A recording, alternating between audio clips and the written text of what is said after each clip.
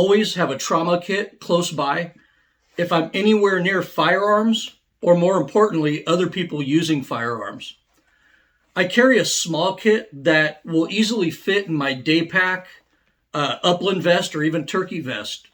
This isn't a full featured first aid kit, and it's really not meant to be, but it is going to be enough to save a life. And let me show you what I keep in my hunting trauma kit.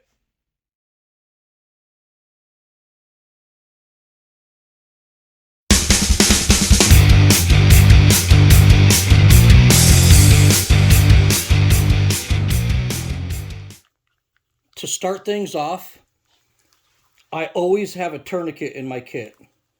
If your extremities are struck by an errant shot or maybe a negligent discharge, a tourniquet will save your life, but you need to know how to properly use one of these and when to use it. It's very important. I also carry some Celix to stop bleeding, particularly if a gunshot wound is involved. But once again, you need to know how and when to use a product like Celix or QuikClot. I also carry an Israeli bandage, and these have so many uses that it's crazy. These will do everything from hemorrhage control to immobilizing a limb. I also have some gauze pads and an ABD pad to dress a wound. Oh, and rubber gloves to go with it. If you have some advanced medical training, a set of vented chest seals to prevent tension pneumothorax very well could save a life. I also carry some Steri-Strips with me to treat cuts in the field. I've actually used these in the field before when a friend cut his hand really bad while he was quartering a deer.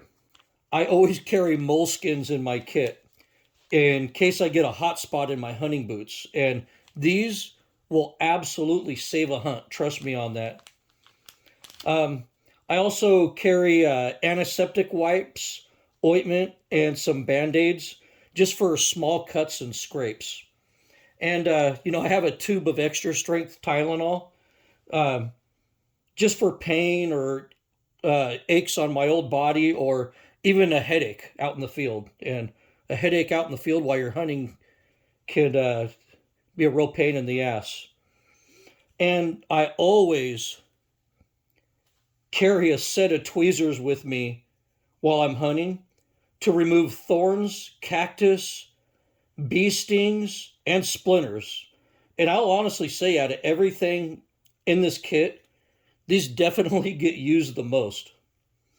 Also, if you need an EpiPen or any type of special medication, make sure you carry that in your kit as well.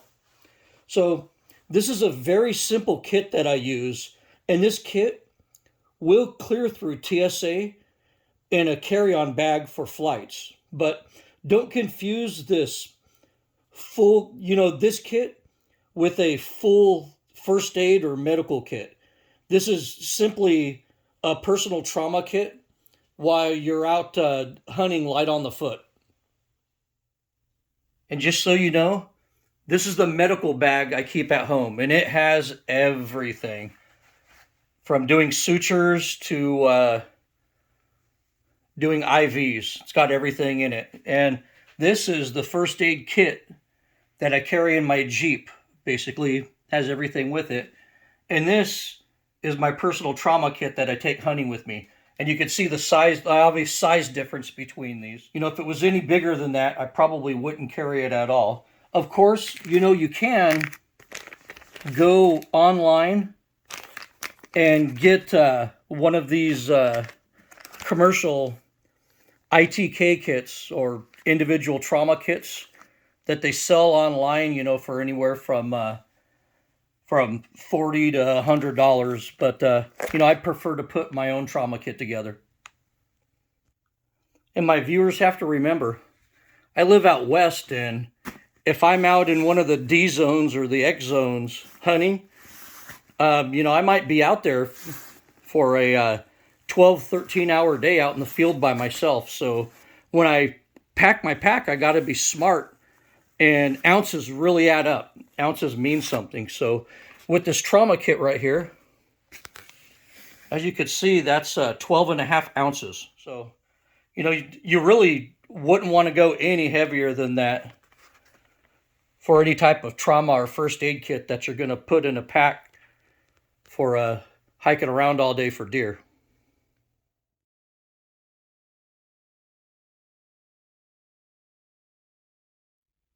You probably noticed that most of my trauma kit revolves around hemorrhage control. As hunters, we use firearms in very remote places where other people are also using firearms. Gunshot wounds are a real risk, and 1,000 hunters are accidentally shot in the United States and Canada every year. Also, if our hunt is successful, we'll spend lots of time handling a knife in less than ideal conditions, usually when our hands are slippery with blood, and we're usually quartering out or gutting a deer or an elk in low light conditions. So knife wounds are a reality while we're out there hunting as well. Out of the 1,000 hunters accidentally shot in North America each year, about 100 of those gunshot victims die. You know, most of the hunters shot are actually turkey hunters, but most of the hunters who die from gunshots were obviously deer hunters. 3 times more hunters die from falling out of their tree stands than from gunshot wounds. Statistically, though, with over 16 million hunters in the United States, gunshot deaths among hunters are actually extremely rare. But what you can't ignore is how dangerous shooting ranges and public shooting spots are, which are usually full of people with absolutely no safety training. So anytime firearms are being used, a trauma kit should be handy.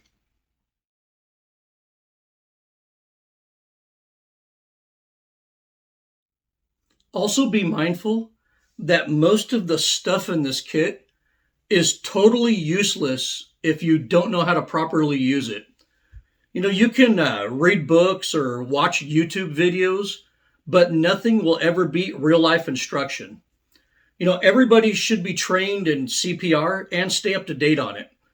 Training for gunshot trauma can be something as simple as the Red Cross FAST or Stop the Bleed courses that are offered.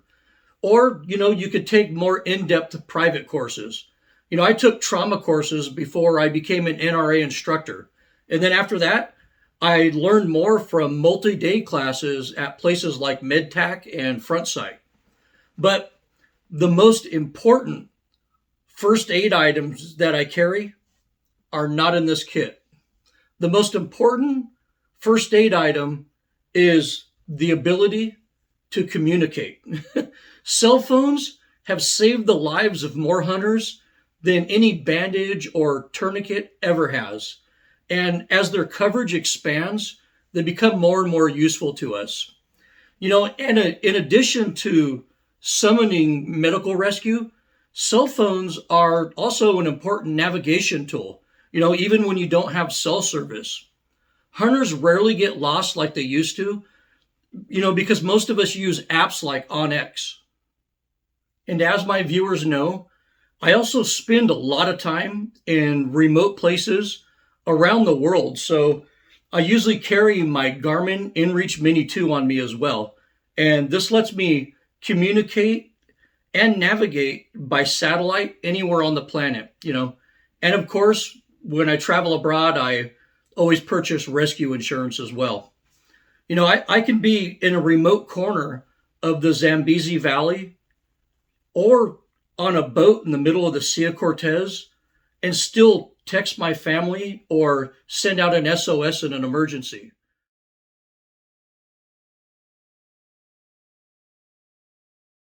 So this is pretty much what I carry while I'm hunting in the field or shooting targets out in the desert.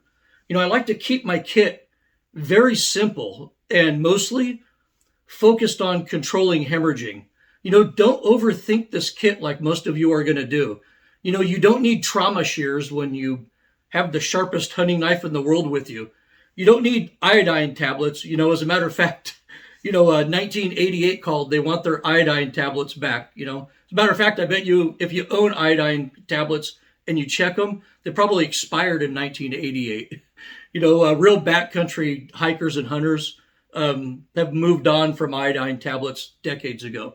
And I've seen people even add stuff as ridiculous as a stethoscope to their trauma kit, and just keep it simple. You don't need all that. If you pack it too much, if it gets too heavy, you're just not going to take it with you.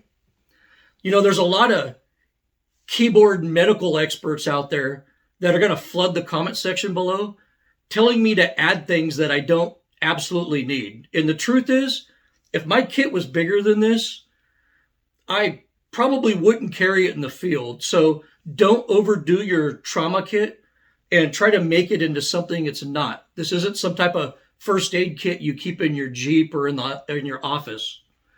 Well, I hope you enjoyed this video on my trauma kit for hunting. Thank you for watching, and as always, good hunting.